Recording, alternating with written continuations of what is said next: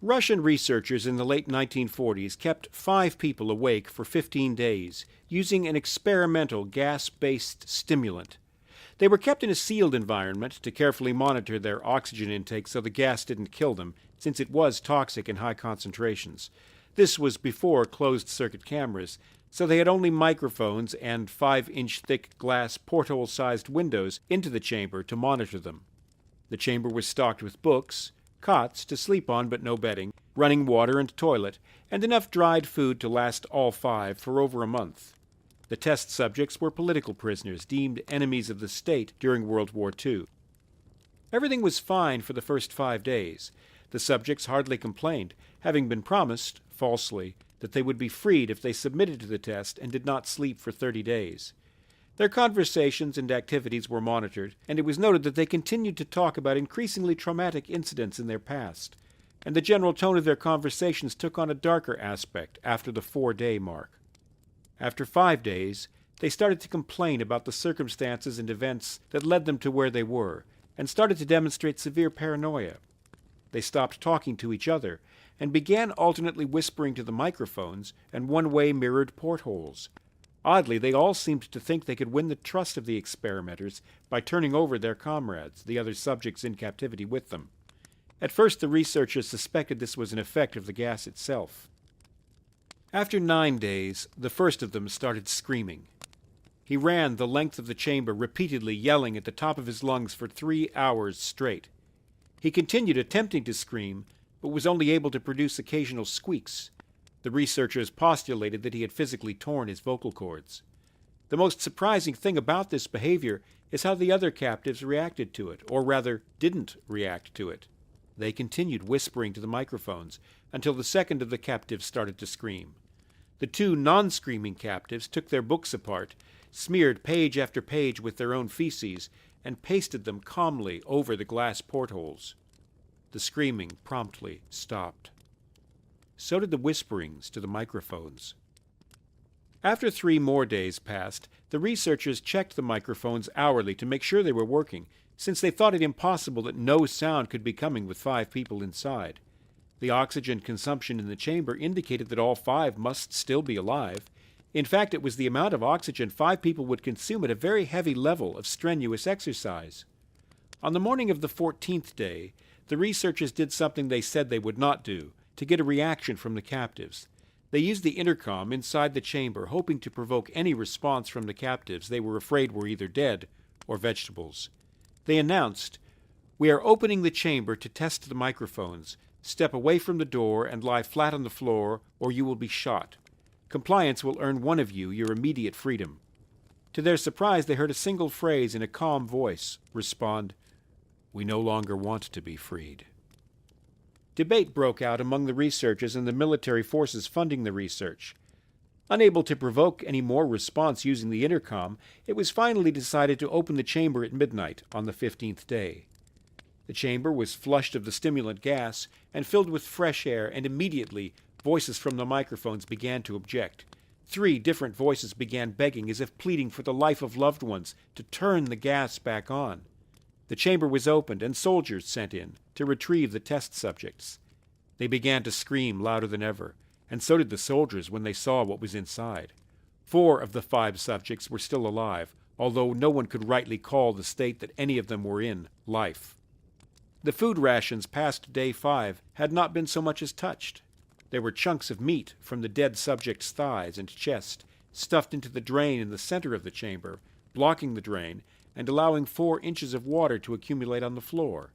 Precisely how much of the water on the floor was actually blood was never determined. All 4 surviving test subjects also had large portions of muscle and skin torn away from their bodies. The destruction of the flesh and exposed bone on their fingertips indicated that the wounds were inflicted by hand, not with the teeth, as the researchers initially thought. Closer examination of the position and angles of the wounds indicated that most, if not all of them, were self-inflicted.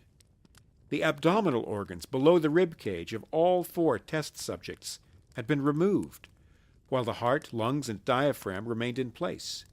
The skin and most of the muscles attached to the ribs had been ripped off, exposing the lungs through the rib cage. All the blood vessels and organs remained intact. They had just been taken out and laid on the floor, fanning out around the eviscerated but still living bodies of the subjects.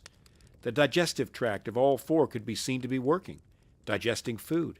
It quickly became apparent that what they were digesting was their own flesh, that they had ripped off and eaten over the course of days.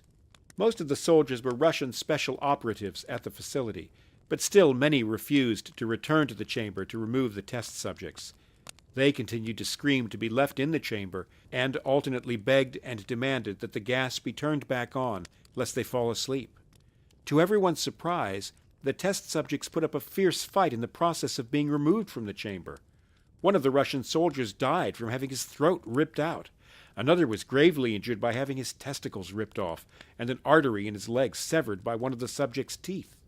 Another 5 of the soldiers lost their lives, if you count the ones that committed suicide in the weeks following the incident. In the struggle, one of the 4 living subjects had his spleen ruptured, and he bled out almost immediately. The medical researchers attempted to sedate him, but this proved impossible. He was injected with more than 10 times the human dose of a morphine derivative, and still fought like a cornered animal, breaking the ribs and arm of one doctor.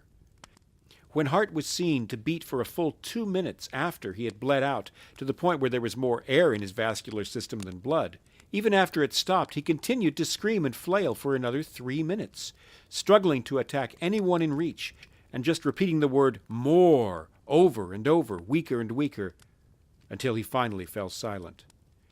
The surviving 3 test subjects were heavily restrained and moved to a medical facility, the 2 with intact vocal cords continuously begging for the gas, demanding to be kept awake. The most injured of the 3 was taken to the only surgical operating room in the facility. In the process of preparing the subject to have his organs placed back within his body, it was found that he was effectively immune to the sedative they had given him to prepare him for the surgery. He fought furiously against the restraints when the anesthetic gas was brought out to put him under. He managed to tear most of the way through a 4-inch wide leather strap on one wrist, even though the weight of a 200-pound soldier holding that wrist as well. Even through the weight of a 200-pound soldier holding that wrist as well. It took only a little more anesthetic than normal to put him under, and the instant his eyelids fluttered and closed, his heart stopped. In the autopsy of the test subject that died on the operating table, it was found that his blood had tripled the normal level of oxygen. His muscles that were still attached to his skeleton were badly torn, and he had broken 9 bones in his struggle not to be subdued. Most of them were from the force of his own muscles. The second survivor had been the first of the group of 5 to start screaming. His vocal cords destroyed, he was unable to beg or object to surgery, and he only reacted by shaking his head violently in disapproval when the anesthetic gas was brought near him. He shook his head yes when someone suggested reluctantly they try the surgery without anesthetic, and he did not react for the entire 6-hour procedure of replacing his abdominal organs and attempting to cover them with what remained of his skin. The surgeon presiding stated that it shouldn't be medically possible for the patient to still be alive. One terrified nurse assisting the surgery stated that she had seen the patient's mouth curl into a smile several times whenever his eyes met hers.